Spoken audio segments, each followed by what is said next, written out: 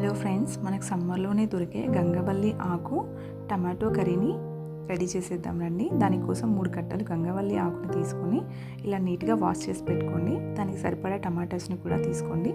వీటన్నిటిని ఇలా చిన్నగా తరిగి పెట్టుకోండి. గంగవల్లి ఆకు, టమాటోస్, ఆనియను, మిర్చి, కొత్తిమీర వీటన్నిటిని ఇలా చిన్నగా తరిగి పెట్టుకోండి. ఇది మనకు సమ్మర్లోనే దొరుకుతుందండి. బాడీకి కూడా చాలా చలువ, డిహైడ్రేషన్ నుంచి కూడా హెల్ప్ అవుతుంది. వీటన్నిటిని ఇలా చిన్నగా తరిగేసి పెట్టుకున్న తర్వాత ఒక బౌల్ తీసుకొని దానిలో సరిపడా ఆయిల్ వేసుకొని పోపు దినుసులు కూడా వేసుకున్న తర్వాత ముందుగా తరిగి పెట్టుకున్న మిర్చి, ఆనియన్, కరివేపాకు వీటన్నిటిని వేసుకొని మగ్గిన తర్వాత ఇందులో అల్లం వెల్లుల్లి పేస్ట్, పసుపు వేసుకోండి.